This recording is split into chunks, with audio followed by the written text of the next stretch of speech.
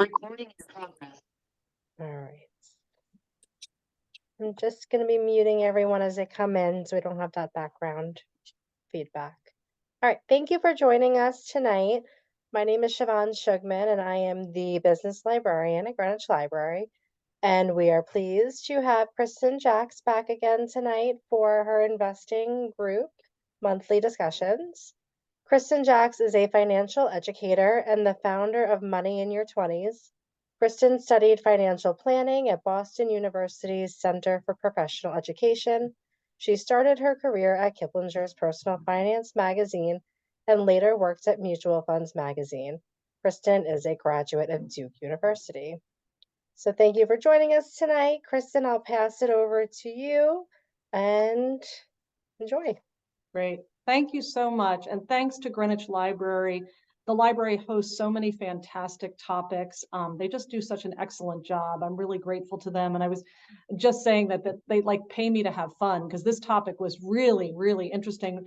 I didn't know the angel investing side very well. So it's just wonderful to kind of like reach out and learn something new. And hopefully you will like what you hear and you will learn something new. So this is the investing discussion group, and this is our second season. We meet online once a month, and for the second season, the theme was the best-selling books that will help you reach your financial goals faster. And we've had 4 books so far that we've already covered, and these sessions all live on the Greenwich Library's channel on YouTube. So there are 4 videos that you could watch in case you weren't able to join us. The Psychology of Money is a hugely popular book right now. It's incredibly unusual for a book about personal finance to sell 2 million copies. And that was, months ago. So he might even be up to 3 million copies. It's just a runaway bestseller, The Psychology of Money. And we talked about that. We had a session about the bond king, because we're also trying to tie it to different financial issues, and bonds are such an important part of the portfolio. And ironically, because, the maxim is, buy low and sell high, like people avoid bonds because bonds had a terrible year in 2022. And it's really the opposite of what you should do, because, bonds got clobbered, but that's what makes them a buy potentially, if you really start to understand the dynamic of bonds. So the Bond King, tells a great story about sort of how bonds went from being this sleepy thing that nobody traded to something that was, that's traded wildly now. And it's all about Bill Gross, but it also gets into there are safe bonds and there are junk bonds, and why would you even think about owning a bond? So and again, that lives on the library's YouTube channel. We covered A Random Walk Down Wall Street, which is just a total classic, right? It's just like one of the bestsellers of all time. I think it's in what is it? I can't read the small print there, but it's like the 15th edition or something like that. And then the last one we did was How to Invest in Real Estate. And it's based on the book, and it went way, way beyond just like flips and fixer-uppers and things like that. It really covered the whole gamut of how you can invest in real estate. And again, all of these discussions live on YouTube. The Greenwich Library has a channel, and for you to find it, it's very easy. Just go to YouTube, and in the YouTube search bar, you're going to enter Greenwich Library, and then press enter, and what'll pop up are different things. But you're going to be looking for see this white box that I have on the screen. You're looking for that Greenwich Library logo, and then just click on that, and then you'll be on the channel. And you'll see all the different things the library has done. And you'll also see other videos of different programs that they've done. They get great speakers. So, I could binge watch that channel all day. So hopefully you'll check it out. Okay, but tonight is Celebrating Startups, and we're going to cover Shoe Dog by Phil Knight and That Will Never Work by Mark Randolph. A lot of people think Reed Hastings founded Netflix, and certainly he wrote the check, but it was actually Mark Randolph's idea, and Mark Randolph was running Netflix while Reed Hastings was off doing things that he thought he was going to kind of change the world of education or something, and quickly found out nobody gets to change the world, especially not of education. So Reed Hastings then came back and was much more interested in what was going on in Netflix other than just writing a check. And then coming up, So planning ahead, put it in your calendar, and certainly tell any of your friends that have, a junior in high school, or even a 10th grader in high school, maybe even a ninth grader in high school. Ron Lieber, who's the Your Money columnist for the New York Times, wrote the best book about, for parents, about, how to tackle paying for college. And he really gives information that most people don't know about, like the merit aid system, which is really like a discounting program at these colleges, where if your kid is a really good student and they go a little lower on their college list, that not the top 20 colleges, because they don't have to play that game, but they go a little bit lower on their list. And then, some very reputable colleges will give, they say it's like this amazing scholarship. We'll take $20,000 off the price every year. And it's a merit scholarship, but it's really like a whole discounting scheme to lure better students to other schools. And it's a game that's like really worth playing. I mean, you can save a ton of money. And so it's so interesting that he kind of pulls the curtain back on a lot of things and how they work. And even things like, if you want to go the public route because you think you're going to save money, but if your kid is going into the sciences, they kind of like one of the deep secrets of big public colleges is they can't get your kid graduated in 4 years if they're in the sciences, because your kid won't be able to get the classes they need. So such interesting stuff. And then, also like what you might be expecting from a college, like you might be expecting a great career center, and you might think that that's why you're paying $80,000 a year for private college. And it turns out that is only true in some places. So he really, it's like he's educating you as a consumer. So that's coming up in February. And I just really encourage you to join. And then if you know people who have kids that are going to be facing the college process, tell them about it. Okay, but tonight we're going to hear the stories of different founders. Phil Knight, who started Nike. I'm throwing in a bonus book because, when we first planned this, we plan out all of the discussion groups, all the themes well in advance. And when we're thinking about celebrating startups, we said, okay, Shoe Dog, that's great. And That Will Never Work about the founding of Netflix. That's great. But subsequently, for my own book, which I finally finished, I finished my second book. I also read about the founding of Starbucks, because it really, it was a really good part of my book trying to explain stocks to young people. And like, Starbucks is so relatable to young people, and they're shocked to find out there wasn't a Starbucks on every corner. Like in 1990, there were fewer than 100 Starbucks. So I also read that book, and the more I thought about it, the more I just loved that book. And I loved Howard Schultz, the CEO, because he's so relatable. He didn't go to a top college. He didn't have a wealthy family. He had no connections. So I think you're going to really enjoy that too. So we're going to hear from these founders, and we're going to do much, much more, because when you think about it, like there's so much more going on in this space of startups. And when people think startups, they think small business. And what are we talking about here? Like, you can make money. This is an investing discussion group. So you can invest in yourself and start a business.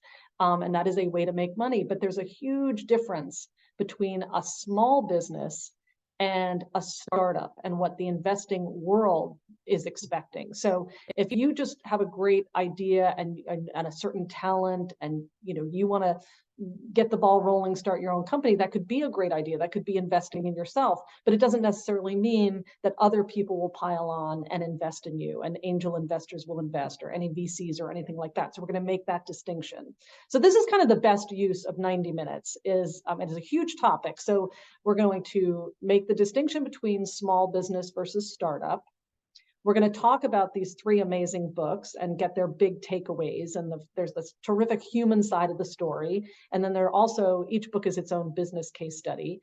And then if you are tuning in tonight because you want to start a small business, we're going to figure out like, okay, well, what are you trying to accomplish? And if it's a small business, go this direction. If it's a startup, go that direction, or consider these things. So we'll get into that. And hopefully, Alessandra Messineo Long is going to join us for part of that, so that she can kind of guide you on the legal side. She's a lawyer and has helped a lot of small businesses get rolling, and she has some great stories to tell. So hopefully she'll be joining us.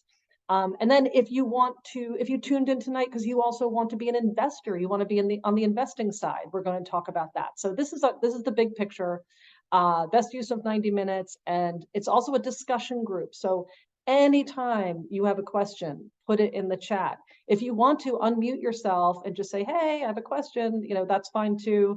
And at the end, we even say there's a slide that just says discussion. So it's really open forum. Okay. But also a disclaimer, because this is the investing discussion group, but we're not telling you to invest or not to invest. So this webinar is for educational purposes only. It is not intended to provide investment advice. None of the investments, investment clubs, or crowdfunding sites mentioned in this discussion group are specifically discouraged or recommended. If you plan to invest in a startup, you are urged to consult a wide range of professionals, a tax expert, lawyer, financial advisor, a wide range of professionals who are aware of your unique needs and situation. Okay, great. Okay, so best use of 90 minutes. We're going to talk about a small business versus a startup. And far and away, the best book to really drive this idea home is called The E-Myth. And it was written really before kind of got the connotation of email, electronic, online, stuff like that. It's supposed to be the entrepreneur myth. So the E-Myth was a runaway bestseller. Really gets to the heart of there's such a difference between a small business and a startup. And the guy who wrote it, Michael Gerber, kind of opens it with, say you're a fantastic chef, and now you're going to want to open your own restaurant, or you're a great baker and you want to open a bakery, right? Or you're a great cabinet maker, or so, any of these things where you're going to put your own shingle out and you're just going to take whatever you do professionally and try to run your own business. Maybe you're a terrific hairdresser. Maybe yoga better than anybody else, and you're going to open a yoga studio. So he's saying okay, fine, but that's not really a startup, right? That's you're going to use your talent, but you're going to work in your business. You're actually producing the final result. Or you could have an idea that's totally different, where what you're going to do is work on your business. Maybe you're a fantastic hairdresser, but you've got some idea of a hair product, or even exclusively how to marshal other hairdressers and set up several locations. It's so what are you doing here? Are you personally doing the work? Are you working in your business? Are you working on your business? Are you planning to grow rapidly, get bigger, bigger, bigger? Can you scale, right? Those are really big distinctions. And there is nothing wrong with just being a small business. I mean, a lot of times somebody will become an expert in a field. They will have worked for 20 years for a certain company, and now they're an expert, and they just become a consultant, right? And being a consultant is kind of like its own small business. And so you go and you get your LLC, so you protect your personal assets and things like that, but you're not trying to scale. You're not trying to get bigger. You are a small business, and it's totally viable. And, you're doing society a favor by hiring accountants and all these other things and needing office space. So there's nothing wrong with being a small business. It's not like a startup is better. It's just that they're so different. And the whole idea behind a startup is that it's going to grow exponentially. And the person who's starting it is going to work on the business, kind of on the growth, on the strategy, hiring the right people, making it bigger, not just exhaust themselves trying to be HR and the producer and the person who pays all the bills and things like that. So scale, and then finally exit, right? So the one thing I took away researching all of these angel investors is that the exit is key. If you think about it, the angel investors, the people investing, and so I'm just talking about the angel phase, but this would also apply to the venture capitalists, which is more sophisticated in a later phase. But they can't make any money unless the business is sold or goes public, right? So they want an exit. They put all their money in, they've waited patiently for years, they want their money back. So they're not looking for, a company to get established and grow and then just go sideways and not be purchased, right? The company needs to either be absorbed by a larger company or the company needs to go public. They need an exit. So these are really the distinctions between a small business and a startup. And even if you want to just start a small business, that's great. We're going to talk about that tonight. The books we're covering are all startups, right? And they were started with the intention of being startups. They were always started to scale, right? Well, the whole exit thing is another matter because founders get very attached, and Phil Knight certainly got very attached. So we'll talk about that. Anyway, so hopefully that's clear. If it's not clear, or if you have any questions, this is a discussion group. Always put questions in the chat. And at the end, we always open it up so anyone can, unmute and ask a question.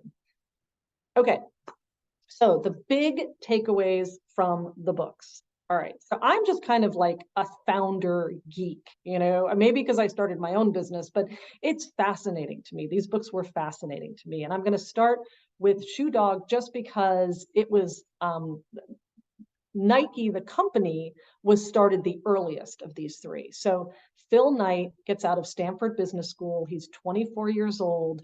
He claims he was the only person in the 60s who never rebelled once. He hadn't even had a cigarette by the time he was 24 years old. He was very green, very sweet, very clean cut. And he was a runner. So he had been on these track teams and he had a coach that he loved who actually became a very famous coach and was like coached the Olympics when he wasn't coaching at his university.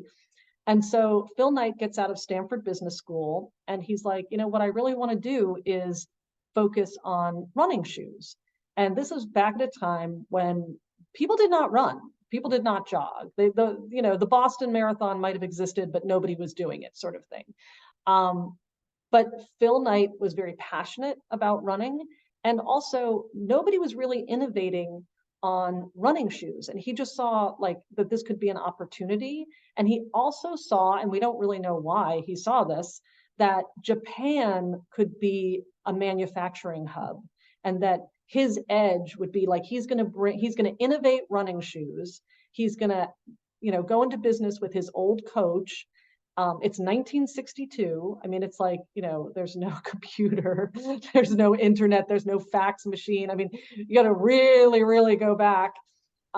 Everything moves very slowly in the beginning of this book. He doesn't even call his company Nike, but he just has like two really interesting ideas. One is innovate the shoe, and the other is go to Japan and really think about creating this relationship with a Japanese company and do manufacturing for much less than what other companies were doing and therefore be competitive on cost. So it's really kind of a fun read. If you like historical fiction, I mean, he's a young guy. It's 1962. He's very clean. There's no technology. He goes to Japan. He's faking it. He's, fake it till you make it. He makes it seem like he's like a big distributor from the United States. And so it's, also that's really clever, right? Like if you're interested in starting your own business and you have some of that imposter syndrome or whatever, it's like, read this, just go with it. Like if he could do it, you could do it too. So that's kind of like the book is really what it has its value is like sort of like his he was creative, he saw an opportunity, and the fake it till you make it. It's really interesting, just the time period and all that he describes. And then kind of what's funny is that Phil Knight ends up being someone you don't necessarily like as he's growing his company. Not that he's gruff or abusive or anything. It's that we're so accustomed to thinking that the boss should be inspiring and that the boss should care about you personally, and the boss this and the boss.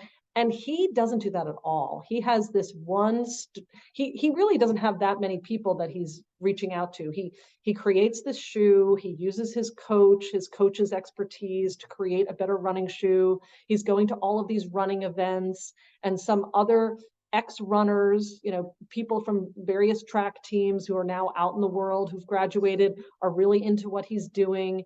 And one in particular is like, I want to be your sales guy. Like, I want to work for you. And Phil Knight doesn't have any money to hire anyone, but he says you can work on commission. And so he really grows his business just by getting people to do commission sales.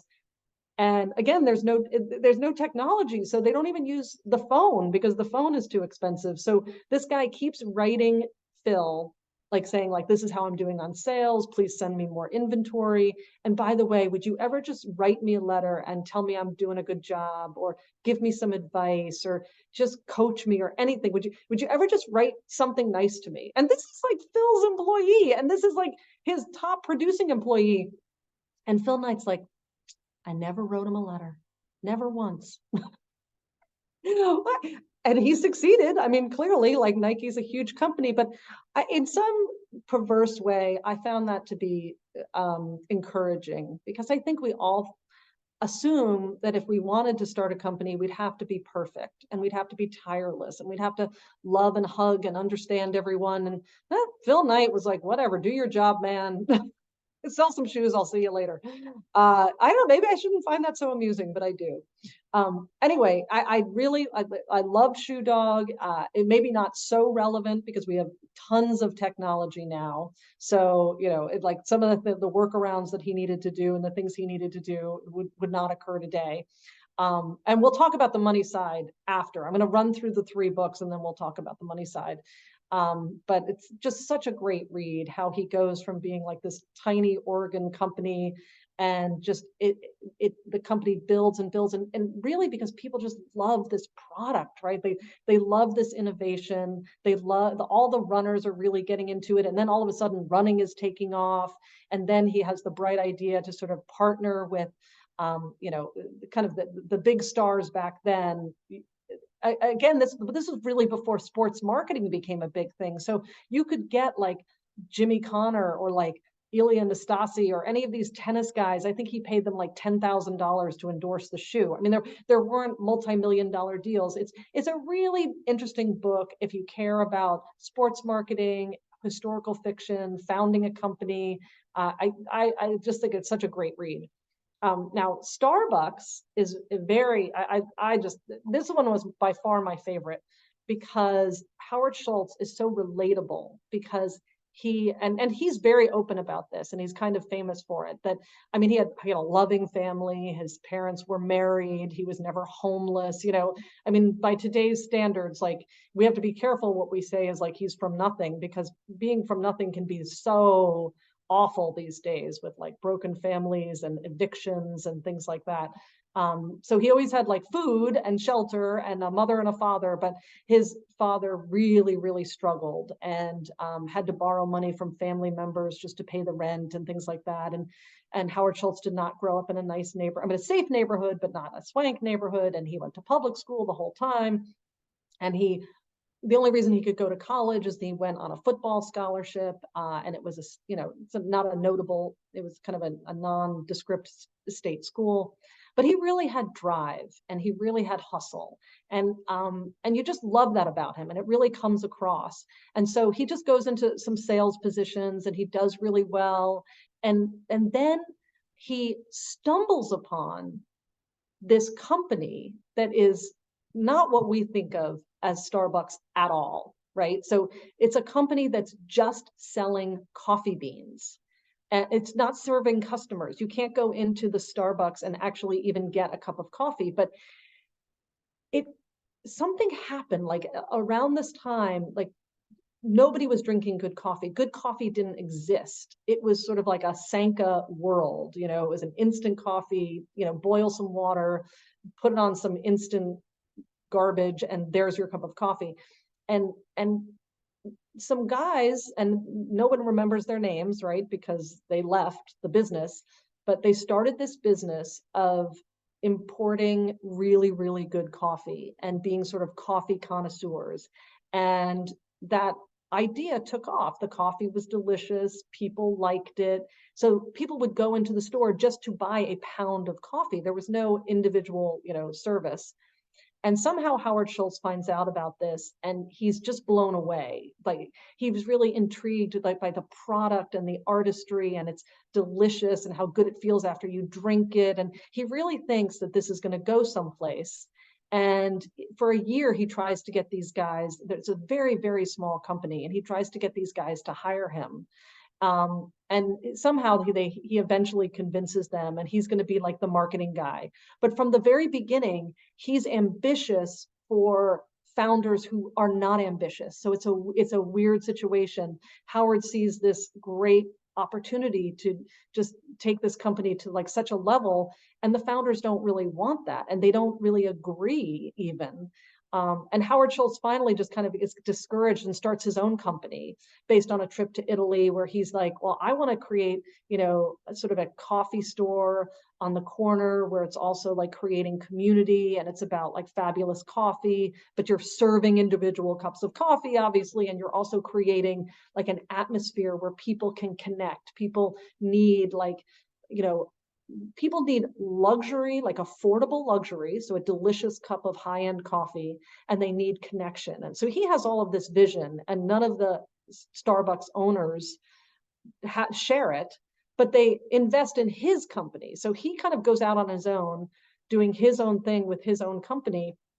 And then, one thing leads to another, and he has the opportunity to actually buy out the original owners of Starbucks and take over Starbucks. And it's so exciting. You're excited for him. He believes in it so much. And so he takes over, but he has to come up with serious money to do this. And he talks about this. And so this is my new book, Investing, which took me too long to finish and write. It's my second book. And in investing, when I'm trying to explain to young people, like, why do we even have stocks? Like, where do stocks come from? I really start out with this idea of startups and people starting companies and needing money. And there are angel investors, and there is venture capital, but it's like, it's all part of a process. And so I just want to read one part to you. So initially, Schultz expanded his company by raising money from private investors that, we're going to call angel investors tonight. In his book, Pour Your Heart Into It, Schultz describes a grueling year in 1986 where he approached 242 potential investors and got 217 rejections. He raised 1.65 million, but the process was exhausting. I mean, this is 1986. It's not that long ago. Can you imagine? Like, that's really how Starbucks got off the ground, because he called on 242 potential investors and he got 217 rejections. And I tell you, by the end of this book, you just love Howard Schultz. I mean, I'm not sure he even says he was no dream to live with because he was under so much stress, but you just really appreciate his devotion and his heart and his vision. And then, he goes to the next level. Venture capital back then is not what it is today at all, but he does get some venture capital money, and then it does lead to an IPO. And so it's like kind of like the perfect startup story. Anyway, so I totally like encourage you to read it. But then let's move on to Netflix. Now, Netflix is a much, much, much more recent book. I want to check my notes. I know it's late 90s or maybe mid 90s when Mark Randolph is. So the funny thing is Mark Randolph is in a carpool with Reed Hastings. So Reed Hastings has already started and sold a successful business, and he's sitting on a lot of money because he was a founder and he sold a business, that went through the whole VC round and all that other stuff. So he's sitting on a lot of money. And he knows Mark because Mark's his employee. It's kind of an odd story. You don't normally think of like the CEO doing a carpool with one of his employees, but so Reed Hastings is carpooling with one of his employees, and Reed Hastings feels kind of bad because he lured Mark Randolph to a business that he subsequently sold. And so Mark's going to be out of a job, and Mark's team is going to be out of a job. So Mark in the car rides keeps pitching Reed Hastings like the next venture, right? So Mark knows that Reed has money from his exit, and knows that he's interested in another company, at least funding one. And Mark is going to need a job, and Mark's team's going to need a job. So it's kind of this amusing beginning where Mark just talks about, like, we do this car ride, and I'd say, well, how about this? Like, this kind of shampoo. And Reed Hastings would be like, no. Or how about this? A customized bat for like the young boy who really loves baseball. It's like, no. And so Mark Randolph is considers himself like a serial entrepreneur. Like, he just has the entrepreneur bug. He just always wants to be independent, wants to be starting things. And right around the time that they're doing their carpool, it's still the VHS time. So this is like the mid 90s. And people, when they want to watch a movie, they are using a VHS machine. And if you can remember those, like, rectangular plastic, 1 inch or 1.5 inch thick, long, VHS cassettes, and everybody would go to Blockbuster, right? And they'd go get their VHS for the weekend, and then they'd forget to return it, and they'd have late fees and all their stuff. So that's the world that they're living in. And then the CD comes out, and the CD is so light and so compact, and it's a compact disc. And Mark Randolph has like this epiphany where he's like, wait a second. And he says to Reed Hastings, he's like, this thing is kind of unbelievable because you could just send this in an envelope in the mail, right? And everybody's going to the Blockbuster and they hate the experience. And sometimes they don't have the movie you want. And then you forget to return it. He's like, what if we created a business where we just mail this? People can order their movie online. We're going to create the software and the platform that accepts the order. They're going to give us their credit card, and they're going to subscribe to this service. And for the first time, Reed Hastings is like, well, that might actually work. So Reed says, go mail this CD to me, mail it to me. So Mark Randolph runs off, finds an envelope, mails it to Reed Hastings, and that's how Netflix was born. It was like, because Reed Hastings got the CD and was like, wow, that's, it's cheap because the CD is light and relatively small. You can just go straight through the post office. And so, like, the wheels start spinning, and Reed Hastings writes an enormous check. So Reed Hastings basically funds this company. There's a tiny bit about trying to find other investors, but it's really like not true. So this is kind of like Reed Hastings' baby, which it makes a really interesting story, but not on the investor side, right? And not on the startup side, because if you try to do a startup today, you're not going to just have like one lead investor who's going to pay for everything. But then how they proceed with the business and the hiccups, and and certainly anybody who's planning on doing a startup, what you realize is like everything goes wrong, and you just have to be resilient, and you just have to, you fall off the horse, you get back on again. So some of the things that go wrong are really funny. Certainly the site crashes all the time because they are the victim of their own success. Like, they weren't expecting that many people to love the service, and they just don't have the horsepower to run the site. And so they're literally like dashing to the store to get more, mainframes or whatever the heck they're called. And just so many things go wrong, and people problems, and hiring the wrong people. And then Mark and Reed stop getting along because Mark is too disorganized for Reed's liking. And, but it's a great read. And obviously it ends up very, very well. So I would just recommend all of these books. They're really, really great stories of founders, and also stories of like the personal side, and how you get your buttons pushed, and how it's hard to fail and just keep getting back up again, and just really inspiring and really interesting to read. And then specifically on the money side, you really see an evolution of how companies are funded. So in Shoe Dog, Phil Knight's the founder. He gets some friends and family money, right? Certainly he gets money from his dad, but then his relationship, how he's getting this business off the ground is he's going to a bank, and he's really having a tough relationship. I mean, the bank is giving him money, but the bank is harassing him all the time because banks are conservative, banks don't have vision, banks just want their repayment as quickly as possible. And so which is totally different than angel investing, which we're going to talk about.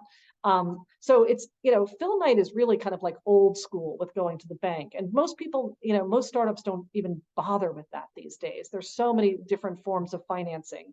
So you have, like the founder and then the friends and family round, and then maybe the bank, but probably not. And then you go to the angel investors, which is certainly like, Howard Schultz and Pour Your Heart Into It, the Starbucks story really covers like exactly like kind of the ecosystem that we're in. And then Netflix is much more the venture capital world. They kind of pass over the angel investor side because Reed Hastings had enough money to almost just be like the lead angel investor and not need much else. And then all three of these have an exit, right? So Phil Knight builds Nike, and it really kind of breaks his heart, sort of. I mean, he made a gazillion dollars, but he hated losing control and doing the IPO and having to answer to a board, and it really changed, the nature of the company. Howard Schultz, had those misgivings too, like he wanted it to succeed and he wanted to build this great company, but once you're an IPO, it's like every 90 days you're doing disclosures and things like that, and you have a board to answer to. So it really just covers like that whole gamut. I'm just going to check the chat. Okay. It doesn't look like there's any questions in the chat, but certainly stop me if you have any questions.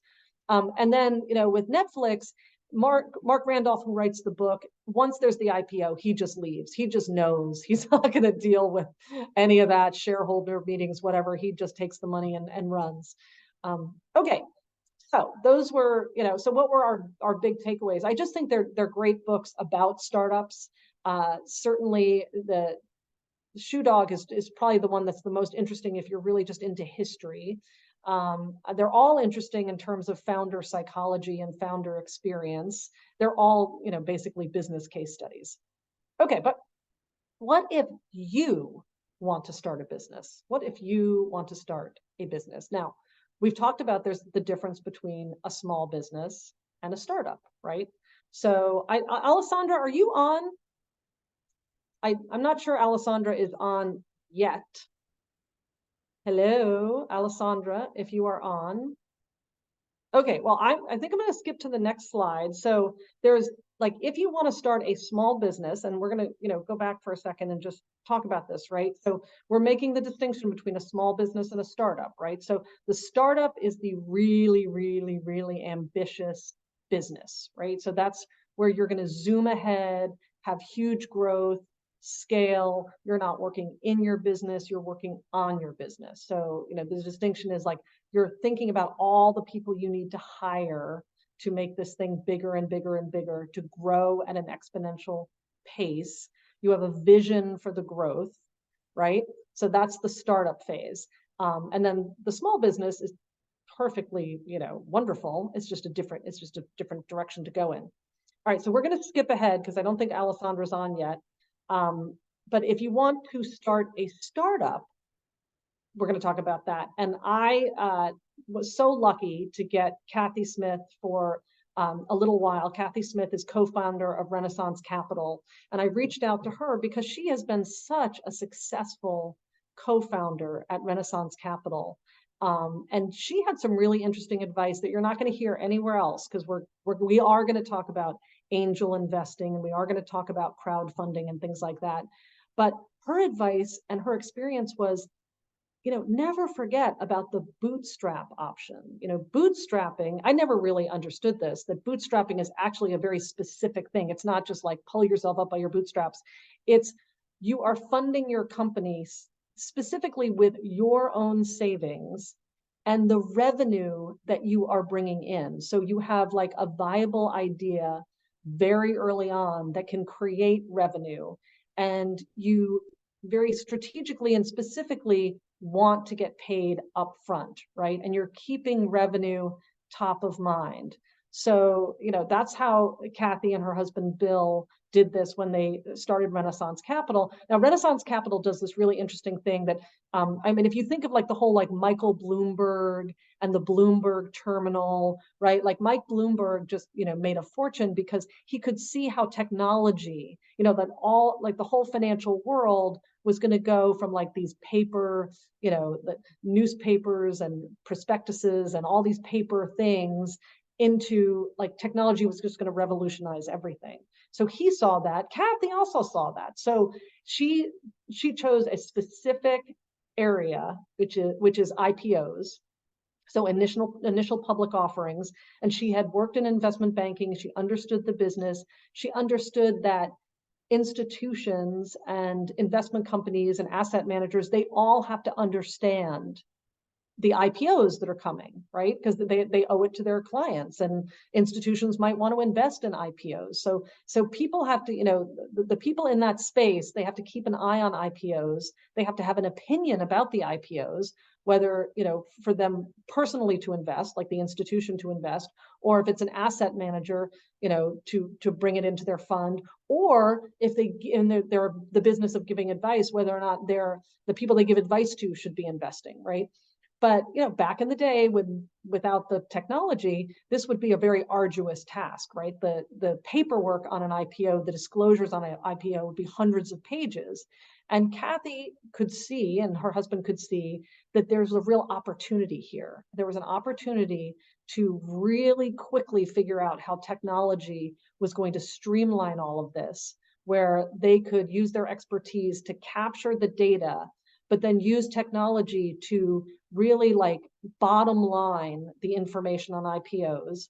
They would be trustworthy because they are independent, right? They're not sponsoring the IPO. They don't care if you buy it or you don't buy it. They're just providing kind of an information service. But they would take all of this data and then they really, really, really condense it. I want to say almost down to like a one pager with like a thumbs up or a thumbs down. And that was the business they created. But when they created it and then they had this idea and they got all this traction, they were like, yeah, and we're starting it with our savings. And then if you want this information, you have to subscribe, and the subscription's pretty expensive. And, and we want the money now. Right. And somehow, like when you look at all of these startups and all the venture capital and all the angel investing, it's sort of like people are a little loosey-goosey about like, well, I'll just take the money now and, thank you for helping me get started. But, we'll see if it works. And Kathy was saying to me, okay, I think that's gone a little too far, right? I mean, companies should be thinking about getting money and being profitable sooner rather than later. And somehow, maybe it's the ease of capital. Certainly 2001 was bizarre with all of the SPACs and the IPOs and the things like that. It's like there just seemed to be money everywhere that she thinks people kind of got a little sloppy. Founders got sloppy. So her advice, but we'll talk about angel investing, but her advice is to bootstrap, get paid up front, use your savings, and then use the revenue that's coming in to build your company. And, the good news is if you do that, then you don't dilute ownership. You're not ever offering any piece of your company in return for, seed capital. And she also talks about always focus on the customer and be very careful outsourcing. She's like, you don't want to outsource to the point that you've lost your legitimacy and somebody else could just easily replicate your business. So she was a great person to talk to. I loved her advice. Also, if you want to start a startup, make sure you know about accelerators and incubators in your area. Hopefully, like most of you are just in Connecticut, but you could just Google accelerators in CT and a lot of them will pop right up. But like, the state governments pay for some of these accelerators and incubators. And these are free services run by, entrepreneurs who've been there and done that. And they can help you like understand everything about doing a startup. So, avail yourself of that. Take any free advice that you can. And you can also, the other thing I'm going to say at the end, Alessandra, are you on? It would be great to have you jump in. Okay, I think she was maybe aiming more for 8 o'clock, but that's okay. That's my fault. I should have told her to come on earlier. All right. So, but if you want to start a startup, Another thing is to begin with the end in mind. That was one of the big takeaways from the 7 Habits of Highly Effective People. And what I mean by that, and again, I'm not talking about a small business, not talking about a small business, startup. A startup is, the thing that's going to grow exponentially. It's going to scale. There's going to be an exit. You're looking for investors. So begin with the end in mind. And what I mean by that is these angel investors, so the investing groups that I'm going to talk about, right on their website, they'll tell you what they're looking for, right? So, and it's all different. So I've been listening to angel investing podcasts. I've been talking to angel investor groups, and every one of them is slightly different. Some will say, we don't want to look at you unless you have $300,000 in revenue. They just have some kind of minimum bar because they don't want to get like the sole proprietor, totally first stage startup. And then others will, like, what they want is, like, for example, this is right off of the DTN Ventures website. So this is one of the Connecticut angel groups. And they say that they only want to see companies that are in a growing market, something that can scale, right? And they want a diverse team. So diversity is like a really big thing now. So that's kind of interesting. It's like, well, okay, if I'm just being Machiavellian, it's like, well, if you're going to make money, okay, is that really going to be like a prerequisite, or is that just kind of like a nice thing? But you don't know, like, the money that they've brought in and the angel investors they represent, maybe they're really into that social impact and they only want to be investing in diverse teams now, or only minorities, or only women, things like that. So it's really interesting. If you want to start a startup, it's not a big secret. All this stuff is on the website. So I looked at a ton of websites of different angel groups, and they'll just specifically say what they want. And I actually was talking to one gal. I'll read you what she had said. So, all right, interesting. They only want to talk to startups that already have one lead investor. So this is another group that I'm going to talk to you about. Actually, I'll wait till I get there. But the point is that if you want to do a startup, you can go to the angel groups now and find out what their prerequisites are. What are they looking for? So, you won't waste your time going in the wrong direction, and certainly won't waste your time asking people for money that have no intention of giving it to you.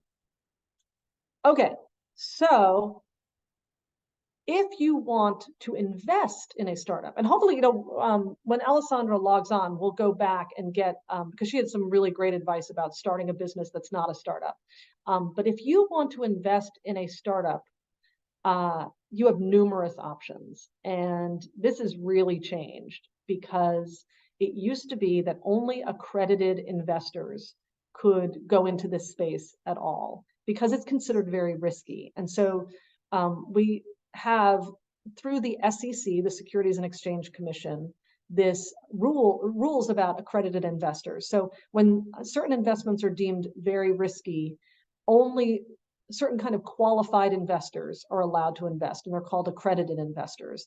And so you have to meet certain criteria. One would be you have investable assets of $1 million or more, not including your house, so like a net worth sort of thing. Another would be you've made $200,000 a year for the last 2 years, and you can prove it, right, on tax returns and stuff.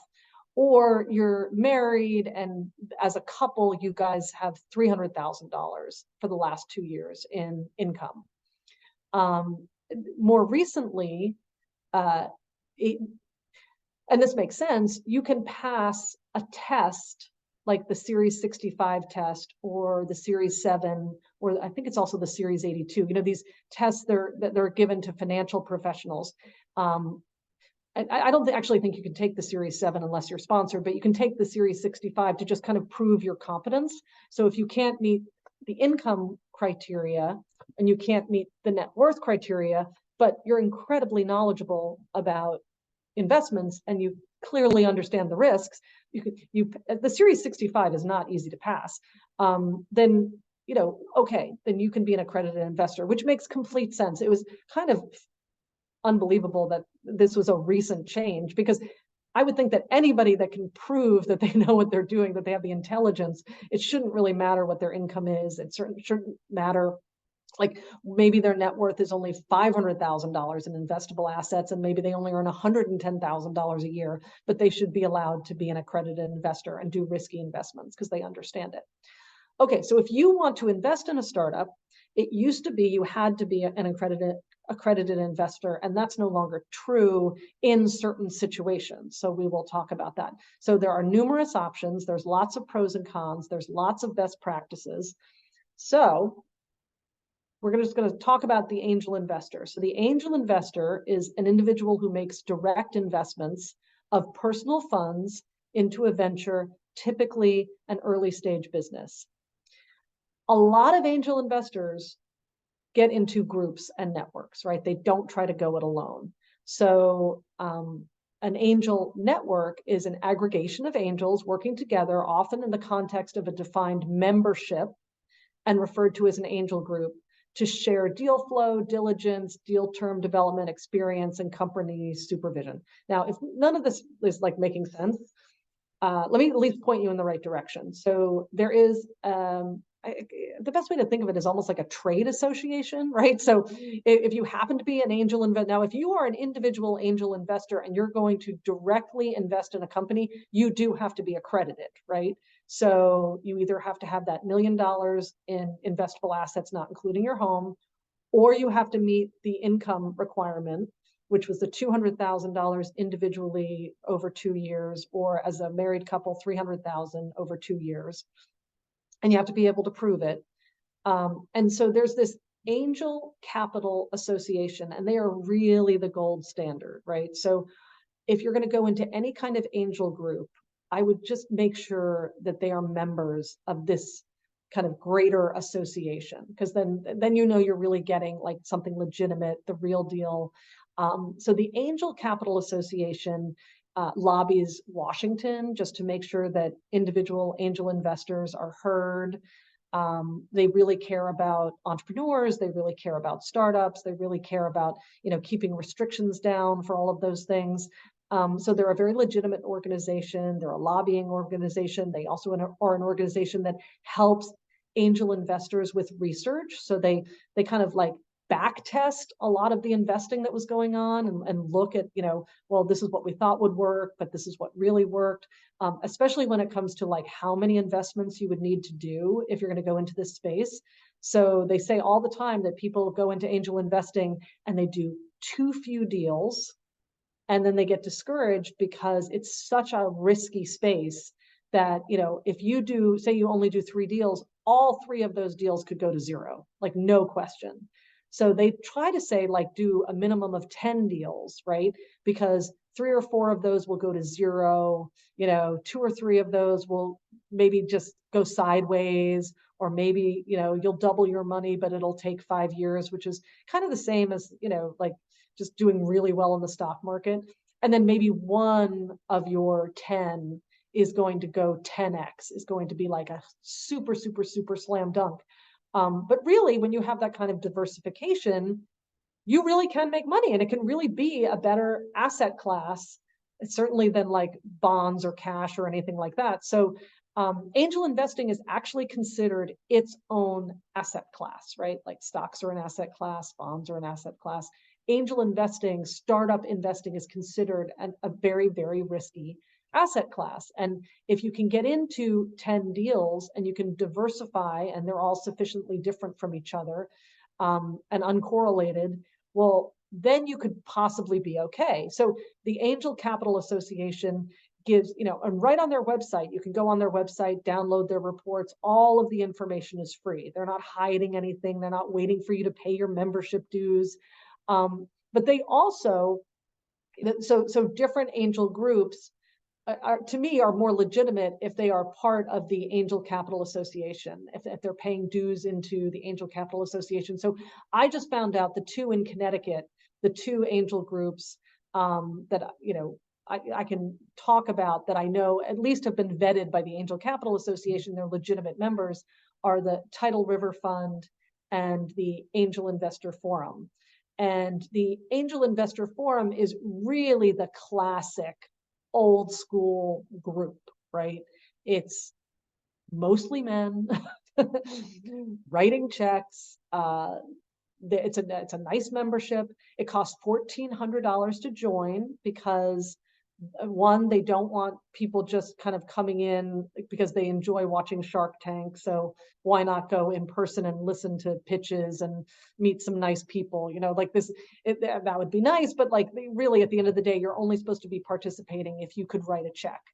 And how you write that check, I mean, it's a little discouraging because if you're supposed to be in 10 deals and the absolute minimum is $10,000, but really you should do more like 25, obviously we're talking about a very, very, very small group of people who can afford to do that. So then there are angel funds, and very often your group will actually will create the angel fund. So, you know, even if overall over like a 2 or 3 year period, you only want to go in with like $30,000, you can do it through the fund, and the fund is going to diversify you. But you're supposed to be part of the group, and you're supposed to be paying a membership fee to the group because the group has a lot of costs of like, you know, outreach to these businesses, vetting these businesses, inviting the businesses in, running events, things like that. So the Angel Investor Forum is the one that's really is really like the classic group of kind of, you know, the way things used to be, like mostly men who can write big checks. And Marty, who runs it now, is really, really trying to change that. And I've heard, Marty, if you're out there or you watch this on a video, I've heard from some of your colleagues that you're doing a fantastic job and that you've really, really pulled Angel Investor Forum into the modern era and making it more diverse and, you know, looking at more diverse companies as well. So a more diverse membership and more diverse founders and things like that. But then Tidal River, so these are the only two in Connecticut, right? From this Angel Capital Association. These are the only two in Connecticut.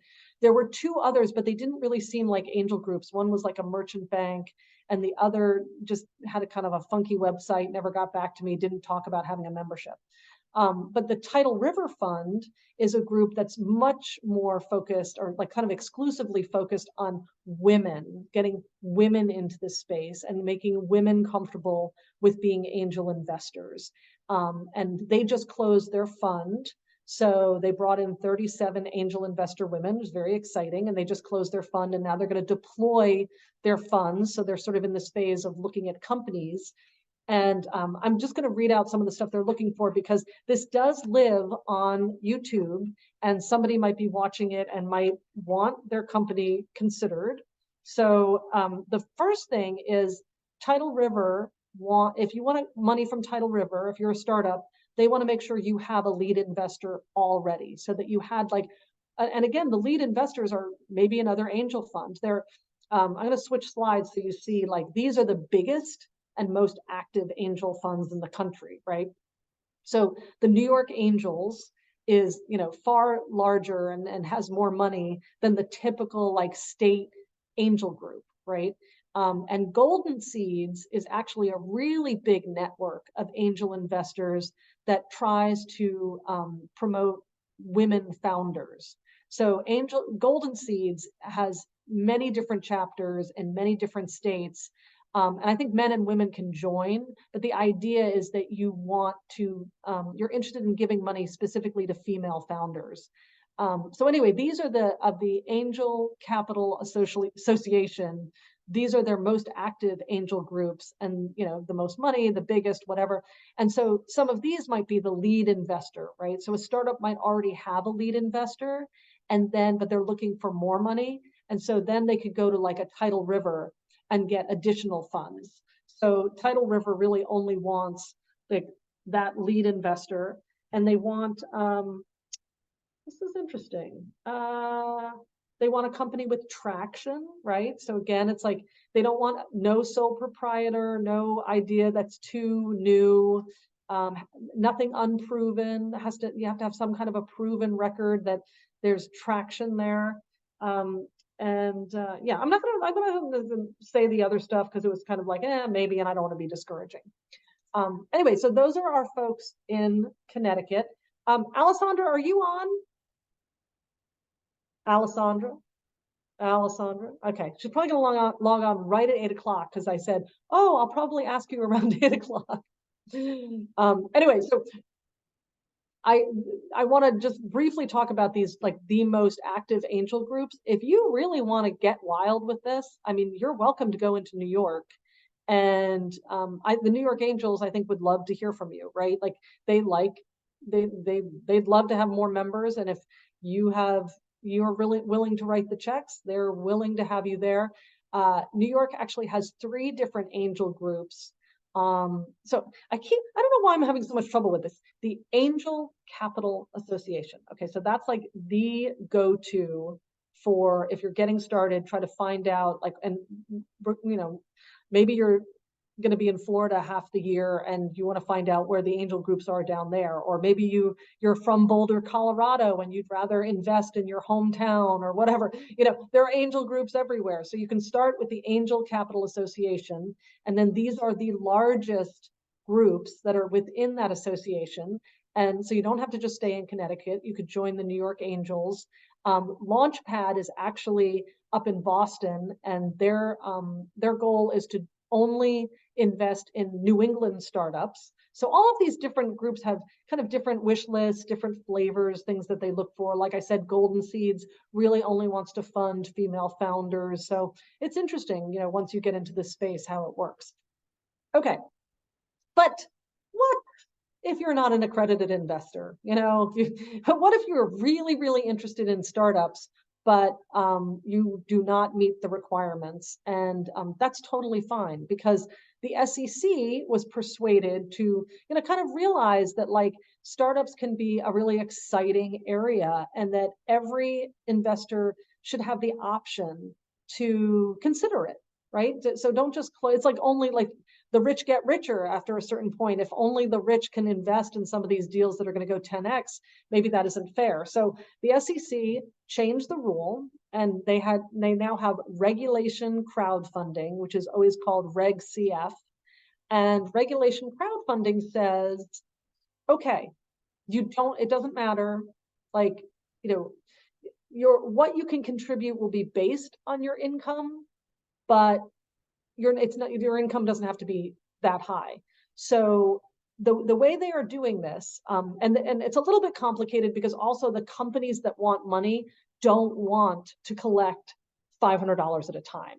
So this gets into cap tables and stuff that is actually very confusing. So I don't want to go too crazy with that, but you would think that, like, any startup would love to have the money, but when they take money and in exchange for any kind of equity, they have to be really careful, because then you're on their cap table and it's confusing, and it comes with all these requirements. So really what happens is there can be people that want to they don't have the $10,000 check minimum that they're going to write, or $25,000, but they want to be investing, they want to be angel investing. And if they're accredited, they can go into funds, right? And then the angel fund can then help them be diversified over several startups and help them spend less money, but really be in the game. But then for people who are not accredited, they do not meet the income requirement or the net worth requirement, now there's Reg CF.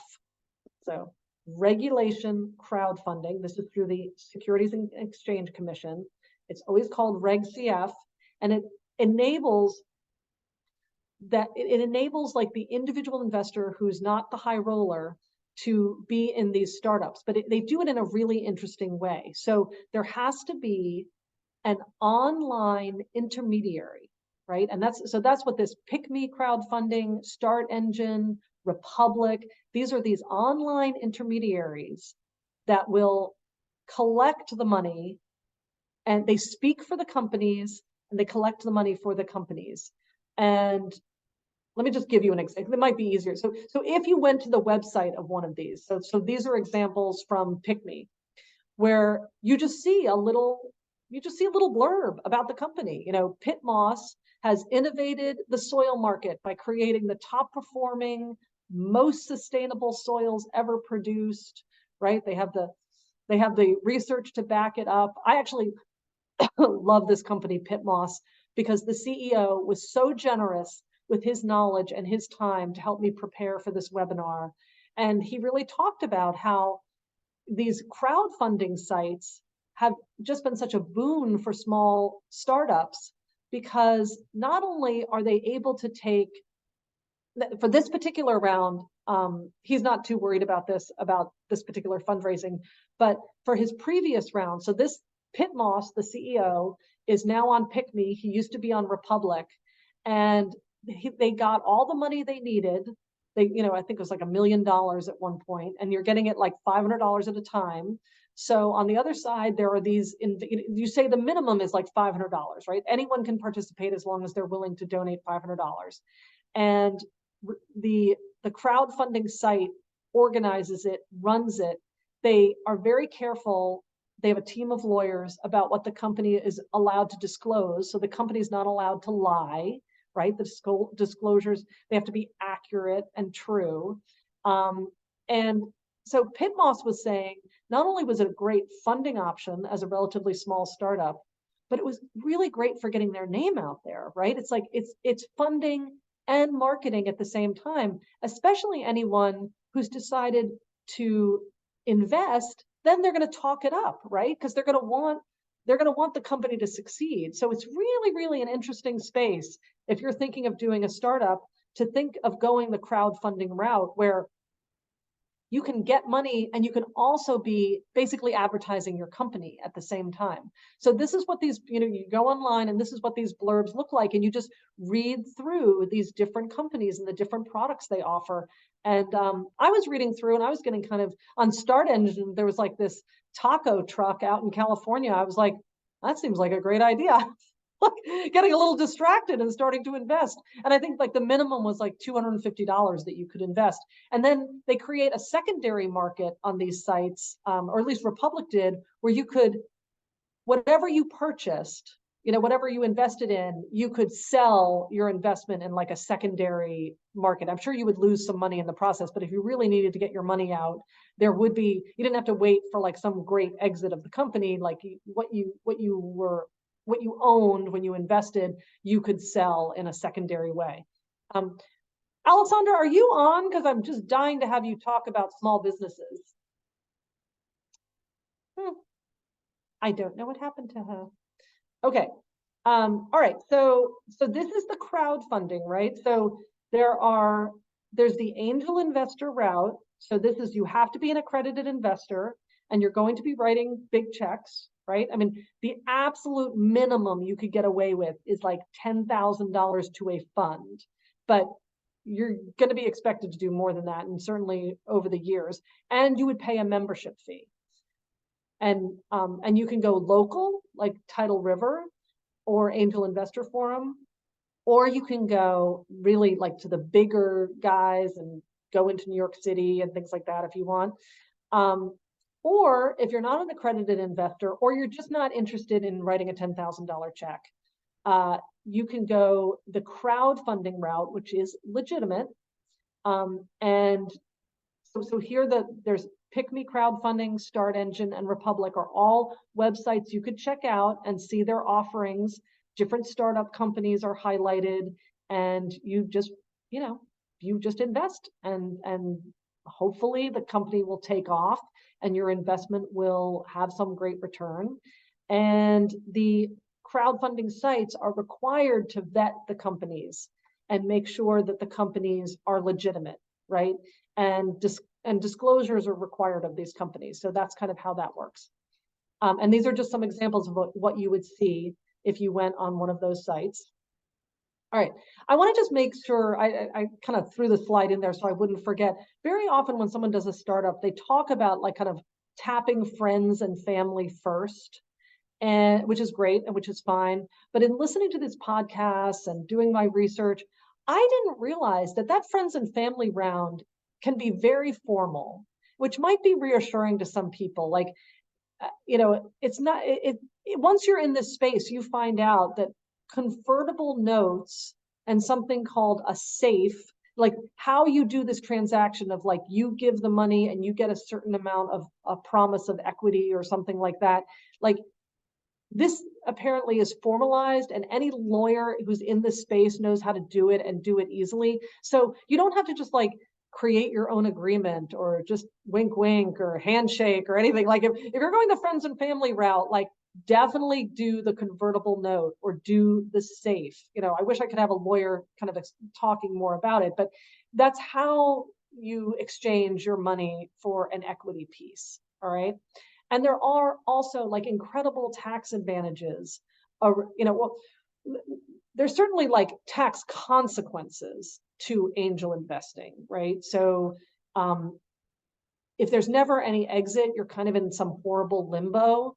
But as long as there is an exit, you've either made money and then like, capital gains are going to apply, or you've lost money, or maybe probably if you lost money, you probably lost all your money. And then you can take a loss, right? So there are always tax consequences once there's an exit, but then there are also tax advantages that are really interesting to look into.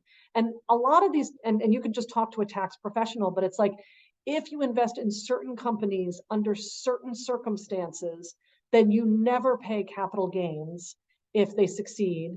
And if you invest in certain companies under certain circumstances and you roll over a gain to another company, you don't pay. And we've heard all this stuff before when we were talking about real estate in the last session. Like there are all these tax rules out there that are really meant to encourage investing and give you a tax break as long as you invest in a certain way and follow the rules and things like that. So it's just so interesting. So I didn't want to forget to include that.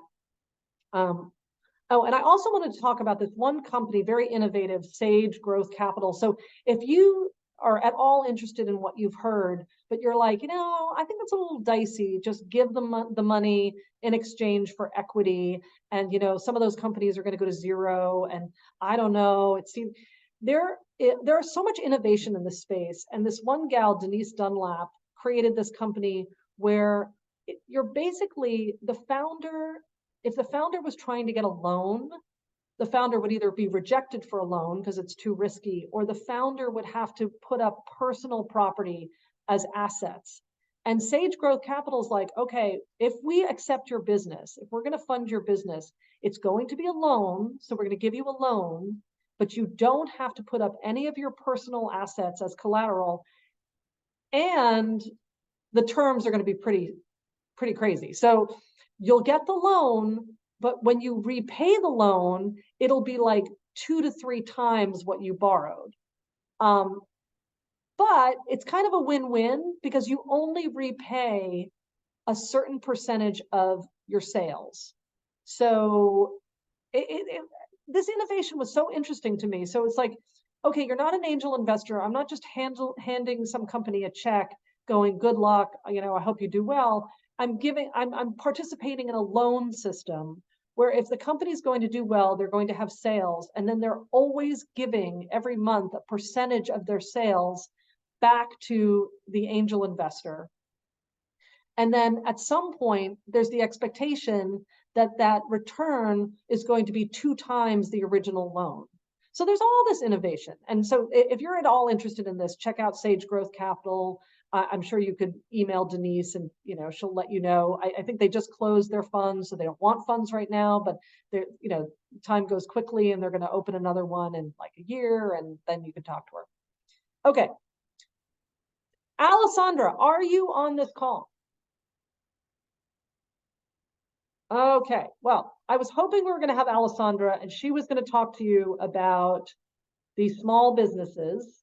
So she's a terrific gal, local gal, very helpful. And so she kind of gave me a preview of what she was going to talk about, but really people come up with business ideas.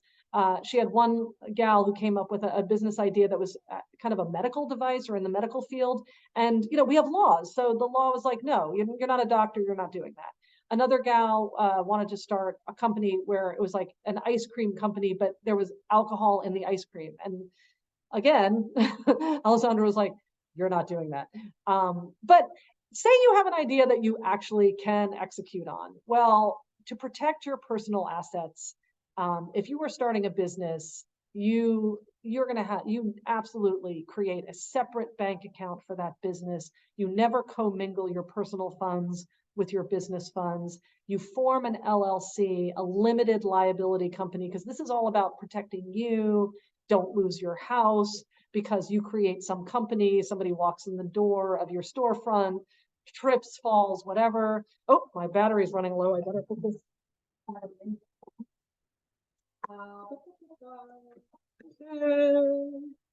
Okay, we're back. Anyway, you don't want to get sued and have your business sued, but somehow it bleeds over into your personal holdings. So Alessandra is great for, helping you vet your business, getting your LLC up and running.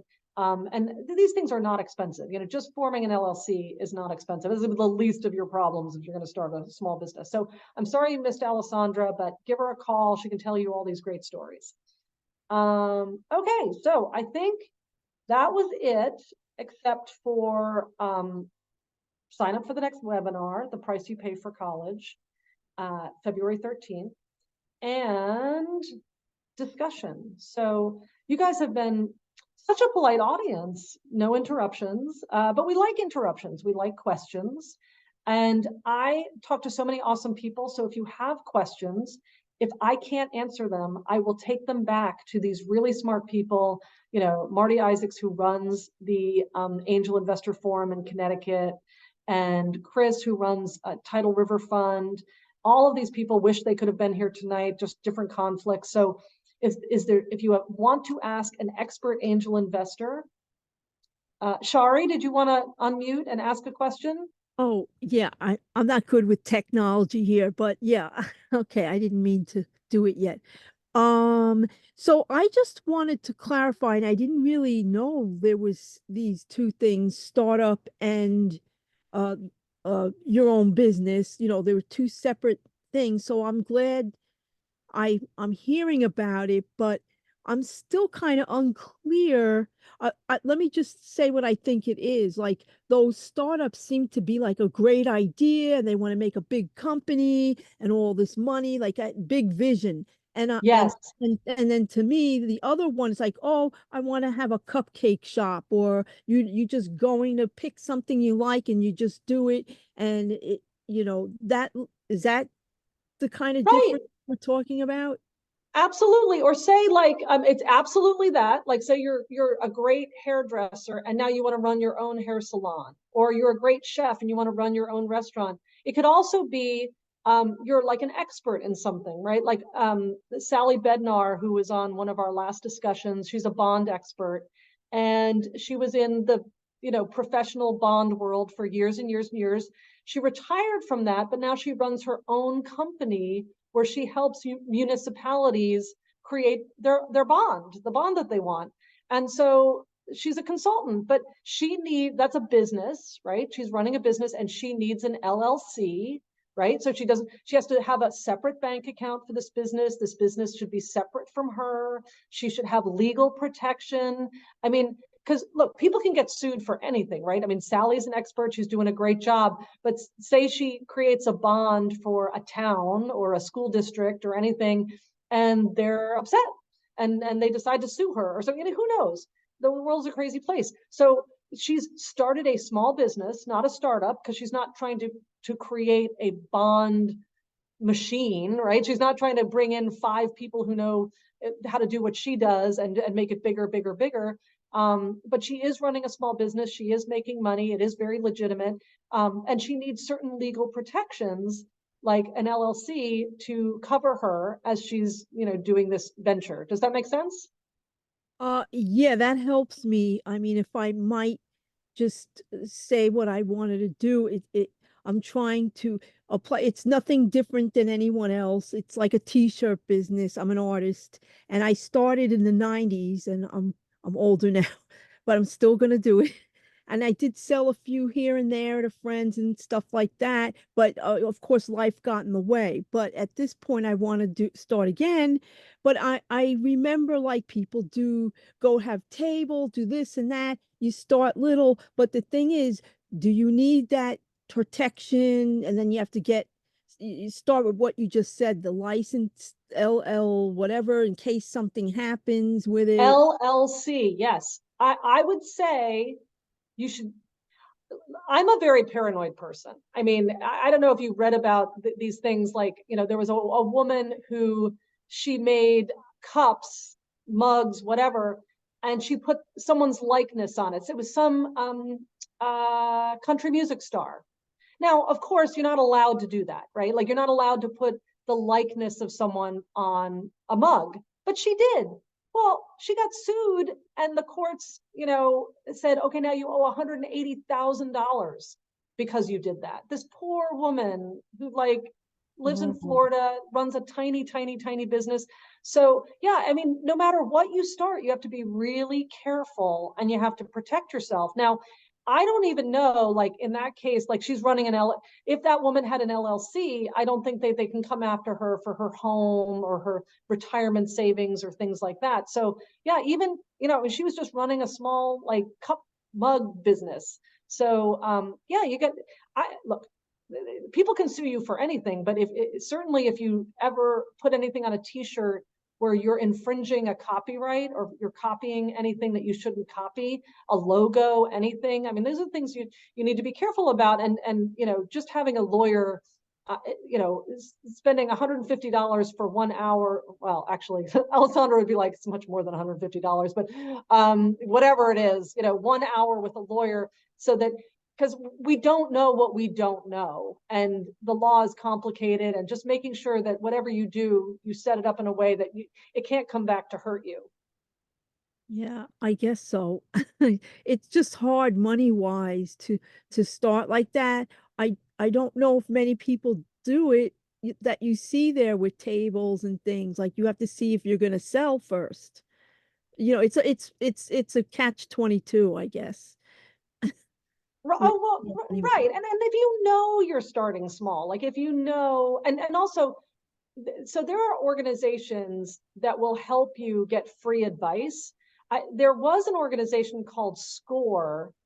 It was very interesting. SCORE is a nonprofit that helps anybody who wants to start a business start it, and it's free. They give free advice, free guidance. I wonder, let me see if I can actually find that, because Yeah, I've been to them. I have been, and it's good to a reminder, but I went a long time ago and they were okay. It depends who you get, you know. right, But uh, right. uh, if that person doesn't really know much about what you want to do, it's not that great. But all in all, it is good. It's free and good. And yeah, I can put that on my list again. Yeah, But it's not really enough. But that was years and years ago. Maybe it changed now. Like right. everything Or else. there might be people in your family that are, or friends and family that are kind of savvy and willing to give you some free advice. I just think, like, if you're just starting out and you're making t-shirts that don't infringe on any copyrights or do anything wrong, I wouldn't worry about it too much. But as the ball gets rolling, if you get any traction, you just have to be thinking about going the legal route just to protect yourself. I am just going to read this question. Excellent session. I wish that you gave other sessions. Oh, I do give other sessions. Once a month. Um, oh, this is just like such a nice compliment. Okay.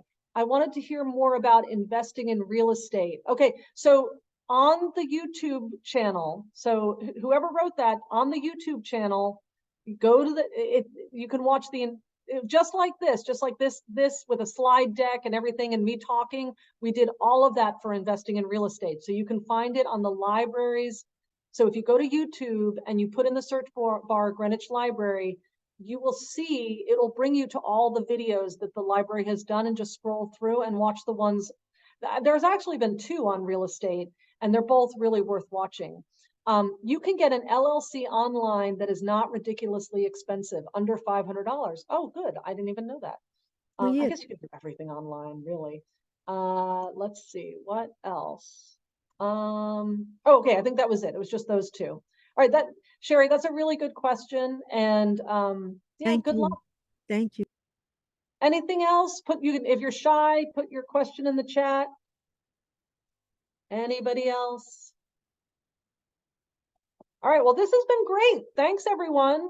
I appreciate it. Always great to learn and talk. And if you have any questions later, let's see. Okay, so this is my email, kjacks@moneyinyour20s.com. If you have any questions, I will follow up with these folks. They seemed very happy to talk. So if you want to know more, ask me, I'll ask them, and I'll get back to you. All right. Thank you so much, Kristen. This has been great. And thank you for everyone for joining us tonight. Yeah, thank you. Have a great night. Thank you. Thank you. Appreciate